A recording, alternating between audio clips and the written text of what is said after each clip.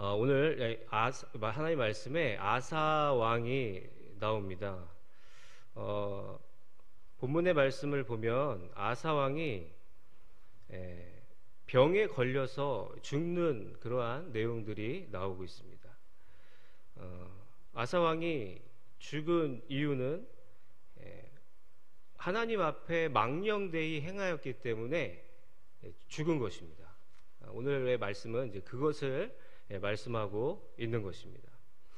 근데 이 아사 왕의 업적을 보면은요, 이 이스라엘이 북이스라엘과 또 남유다로 나뉘어지면서 이 남유다의 왕이 아사 왕이었던 것입니다. 이 앞전의 왕들이 있었지만 이 앞전의 왕들의 어떤 하나님 앞에서 악을 행한 그런 길을 가지 않고 이 아사 왕은 하나님 보시기에, 우리가 읽진 않았지만 14장에 보면 아사가 그의 하나님 여호와 보시기에 선과 정의를 행하였다, 이렇게 말씀하고 있습니다. 아사가 왕이 되고 나서 10년 동안 땅이 평안이 오고 그 나라의 남유다의 평안이 오면서 이 아사는 하나님 앞에 겸비하게 서는 그러한 왕이었다라는 것입니다.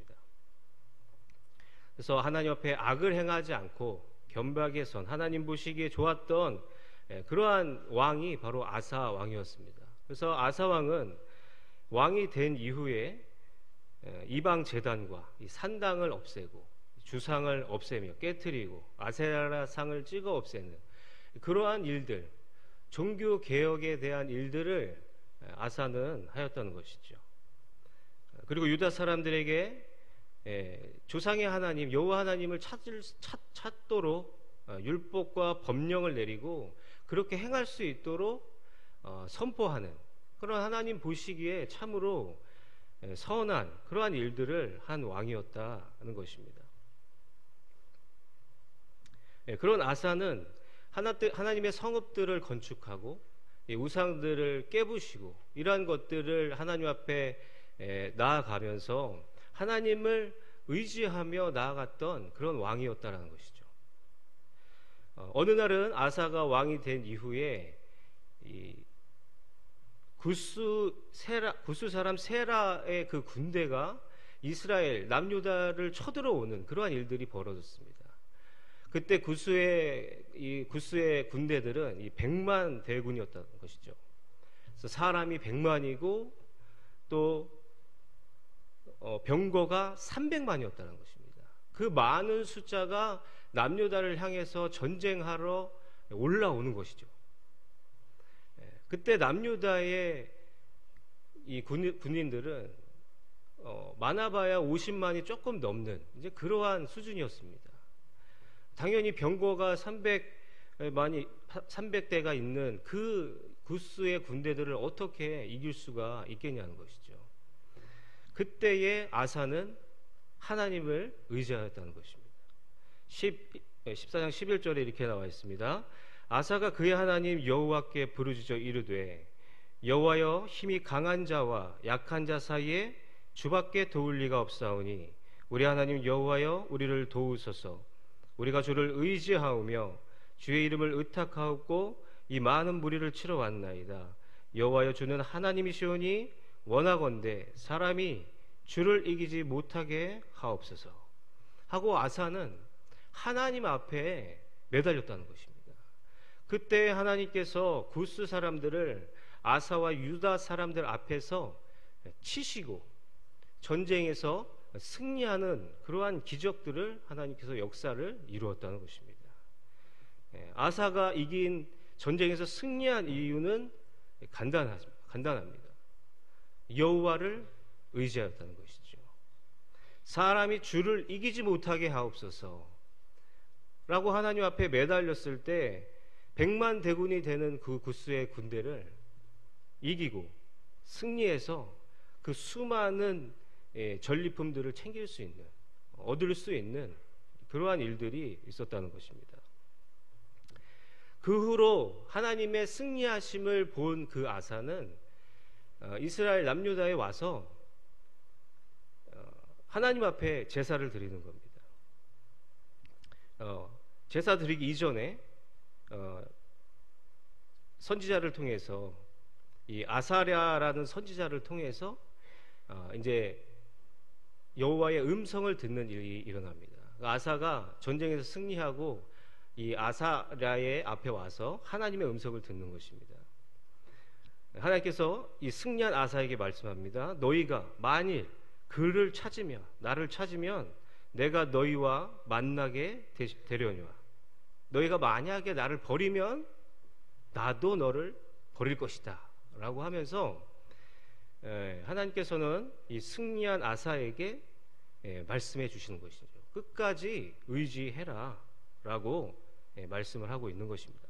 그때 아사는 승리한 그 기쁨을 뒤로 하고 그 충고, 이 선지자의 충고를 달갑게 받아들였습니다. 마음을 열고 받아들이고 마음에 새기고 그 노력했던 짐승들을 가지고 하나님 앞에 제사를 드리면서 또 다시 여호와의 성전을 건축하고 또 여호와의 제단을 올리고 또 많은 사람들이 하나님 앞에 제사를 드릴 수 있도록, 더 나아가서 유다 사람들에게 명령하기를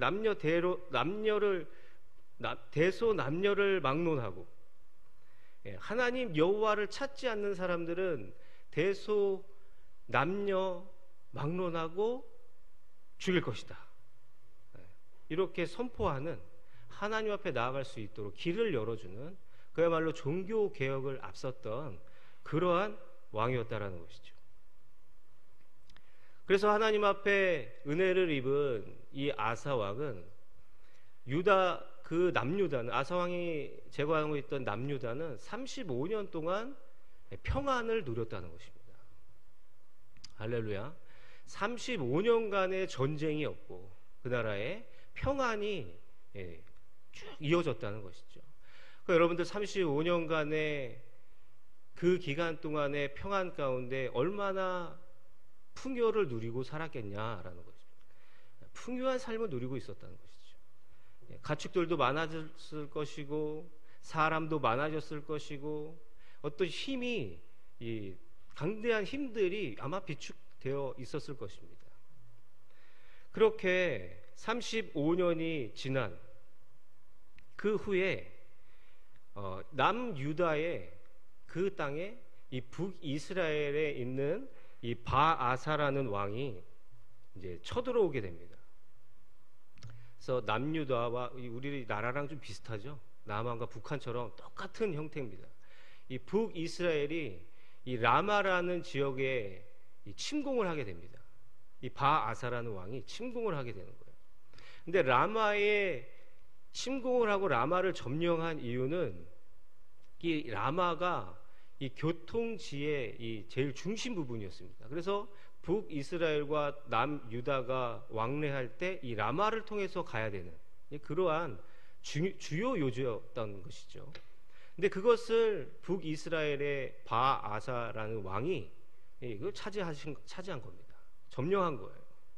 그래서 그때 당시 남유다가 잘 사니까 우리랑 비슷하게 북에서 남으로 넘어오는 이스라엘 백성들이 많았다라는 것입니다. 근데 그것을 이제 차단한 거죠.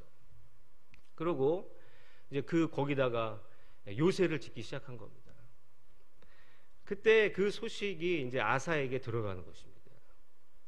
근데 이 아사가 그러한 것들을 보고 전쟁에 임하기 이전에 이 그때 아람 왕이 이제 힘이 셌으니까 그 아람 왕에게 조공을 바치면서 부탁을 하는 거예요.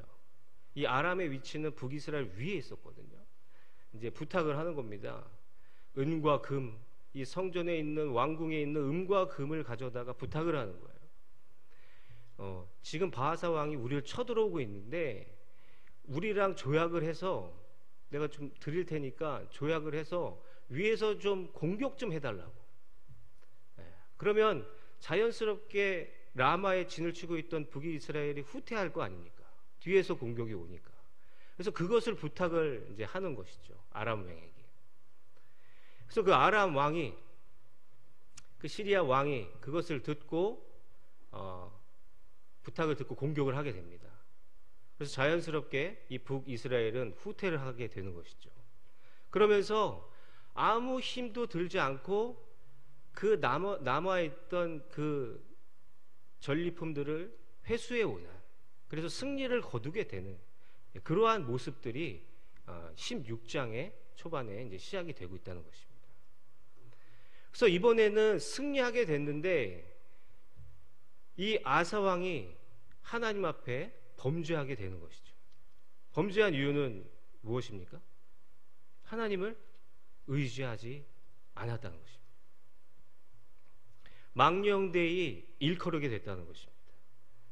그래서 선지자 하나니가 이것을 보고 아사에게 나와서 부랴부랴 와서 그에게 말을 하는 것이죠. 왕이 아람 왕을 의지하고 왕의 하나님 여호와를 의지하지 않았으므로 아람 왕의 군대가 왕의 손에서 벗어났다라고 말씀하고 있습니다. 좀 이상하죠? 아람 왕의 군대가 아사 왕 너의 손에서 벗어났다는 거예요. 사실 아람 왕은 이스라엘과 상대가 되지 않는데도 불구하고 비교할 때 아람 왕의 군대가 아사 왕 너의 손에서 벗어났다는 거예요. 네가 하나님을 의지하지 않고 사람을 의지하였으므로 그 네가 부탁했던 그 아람 왕이 너의 손에서 벗어났다는 거예요. 그 말은 너의 손에서 죽게 되었는데 더 큰 왕성한 일들이 일어날 수가 있었는데 아람 왕이 너의 손에서 그 너의 행동 때문에 벗어났다는 것이죠. 망령되이 일컬어서 이게 무슨 난린가 하고 하나니아가 이 아사를 찾아와서 이렇게 말을 하는 겁니다. 근데 그때 아사가 반응이 어땠습니까? 처음처럼 달갑게 듣지를 않았어요. 그것을 좋게 받아들이지 않고 선지자를 가두고 그 다음에 유다의 몇몇 백성들을 학대하는 거에까지 이렇게 됐다는 것입니다. 그래서 9절에 우리가 아신 대로 9절에 이렇게 말씀을 하는 것이죠. 왕이 망령되이 향하였은즉 이후로부터는 왕에게 전쟁이 있을 것이다 라고 하나니아가 선포하게 되는 것입니다. 그러니까 의지하지 않는 그 죄가 얼마나 크다라는 것을 하나님께서는 이스라엘 백성들에게 알려주고 계신다는 겁니다. 여러분들 우리가 하나님을 의지할 때 더 하나님을 의지하려면 좀 모든 것이 갇혀있고 평안하고 잘 되면 우리가 하나님 의지할 거라고 생각하고 있지 않습니까? 아닌가요? 우리 선도롭게 성도들은 아닐 줄로 믿습니다. 근데 대부분 그렇다는 것이죠. 저 또한 다 되면 하나님 우리 가정이 경제적으로 일어서면 나아지면 자녀들이 잘 되어지면 그럼 제가 하나님 의지하겠습니다 라는 것입니다. 그런 멍청한 대답이 어디 있겠냐라는 거예요. 아사 왕이 잘 될 때 하나님을 의지하였습니까? 그렇지 않다라는 것입니다. 중국이 1950년에 공산화가 되면서 이 교회의 문을 다 닫기 시작했습니다. 하나도 열지 않고 교회 문을 다 닫고 믿는 사람들을 죽이고 완전한 그 지옥이 되었던 것이죠. 근데 공산화가 30년이 지나고 나서 이 공산화가 되고 30년이 지나고 이제 자기들끼리 먹고 살 게 없기 때문에 이제 무역을 할 수밖에 없는 그 시점이 온 것입니다. 그래서 무역을 하기 위해서 미국이란 나라를 통해서 무역을 할 수밖에 없는데 그때 당시 지미 카터 대통령을 만났는데 무역을 하자 이랬더니 카터는 너희가 교회를 닫고 교회 문을 닫고 미국과 거래할 생각을 하지 마라. 그래서 어쩔 수 없이 중국이 교회의 문을 열게 되는 것이죠. 근데 여러분들 공산화가 되면서 교회 문을 닫으면 우리가 지금도 그런 생각하지 않습니까? 북한에 교회가 있을까? 그죠? 없을 거다. 우리 이렇게 생각할 수도 있지만 중국의 경우를 보면 많을 수 있다는 얘기입니다. 그때 당시에 교회를 폐쇄했다가 다시 열었을 때 교회에 수가 얼마 남지 않을 거라고 생각했는데 6천만 이상의 성도들이 교회로 나오는 것을 보고 공상단들이 놀랬다는 거예요. 씨가 말릴 줄 알았는데 어디서 예배를 드리다가 나가게 됐냐 이거예요. 그러면서 그 공상단들이 놀라는 일들이 벌어졌다는 것입니다. 그렇습니다. 하나님을 의지하는 것. 이 신앙은 핍박을 받을수록 어려울수록 하나님을 의지하게 되어 있다는 것입니다. 사람이 없을 때, 힘들 때, 병들 때 하나님을 의지하는 것이지 잘 살 때, 풍요로울 때, 아무 걱정이 없을 때 하나님을 찾는 것이 하나님은 아니다라고 오늘 말씀하고 있다는 것입니다. 그 구스의 100만 대군을 이끌고 나아갔을 때 그 구스의 군대가 50만 조금 넘는 그 군대에 패배할 때 그때 승리는 얼마나 아사왕을 교만하게 하고 어떤 믿음에서 떨어지는 행동들로 나아갈 수 있겠지만 아사왕은 그때 하나님의 그 능력을 맛보아 알았기 때문에 겸비하게 서는 위치에 있었다는 것이죠. 근데 아사왕은 의지하지 않았습니다. 하나님을 의지하지 않고 본인의 인간적인 방법으로, 계략으로, 전략으로 보면 정말 뛰어난 전략이죠. 하지만 하나님의 눈에는 오늘 말씀에 9절 말씀에 나오지 않습니까? 여호와의 눈은 온 땅을 두루 감찰하사 전심으로 자기를 향하는 자들을 위하여 능력을 베푸신다 라고 말씀하고 있는 것입니다. 할렐루야. 능력을 베푸시는 분, 언제 능력을 베푸십니까? 자기를 향하여 바라보는 자들. 인간적인 전략과 방법으로 승리한 것은 하나님과 아무런 관계가 없다라는 거예요. 하나님 보시기에 그 승리는 아무 의미가 없다라는 것입니다. 그럼 어떠한 승리입니까? 하나님을 의지하고 나아갈 때 해결되는 승리. 그런 것들이 있어야 우리의 믿음이 더 굳어지고 성숙되어지고 하나님의 능력을 맛보아 안다는 것입니다.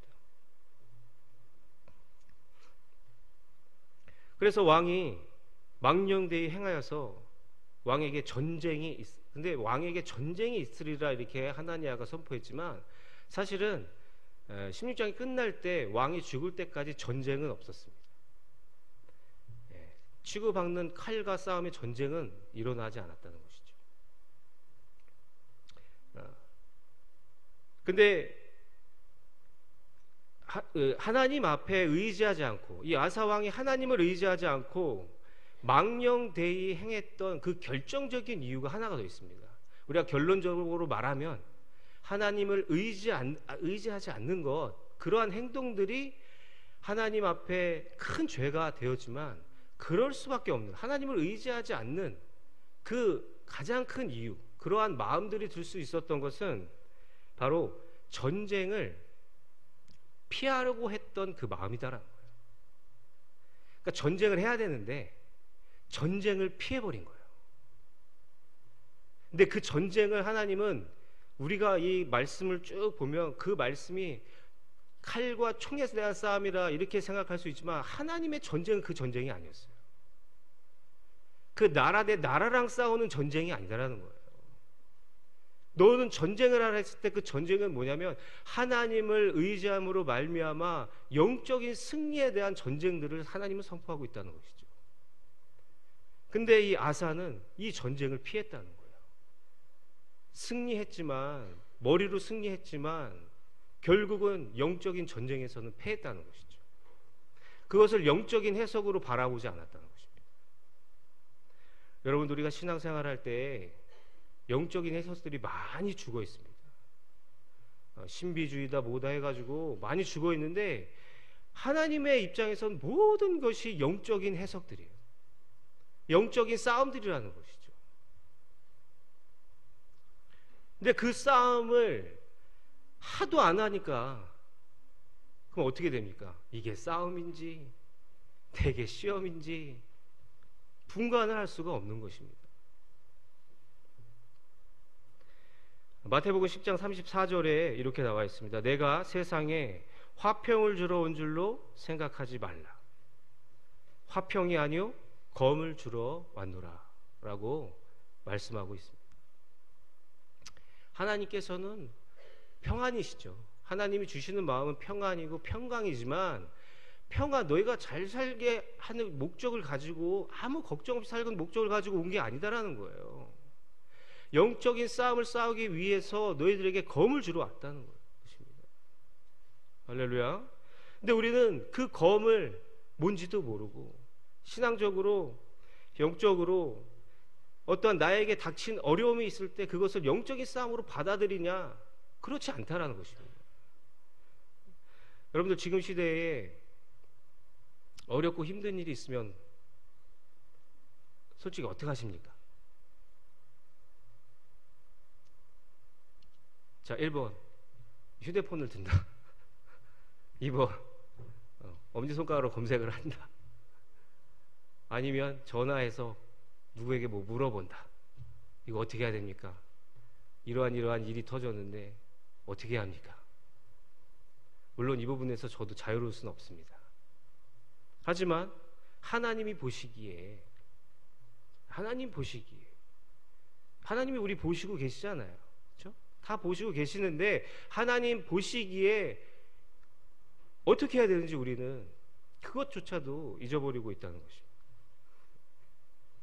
하나님은 오늘의 말씀처럼 자기를 찾는 자들에게, 자기를 의지하는 자들에게, 창조주 하나님을 바라보는 자들에게, 예수 그리스도 우리의 구주고 우리의 왕이신 예수 그리스도를 의지함으로 말미암아 모든 일을 해결하고 승리하고 나아가는 그러한 사람들에게 향하여서 능력을 베푸신다고 오늘 하나님께서 우리에게 말씀하고 있는 것입니다.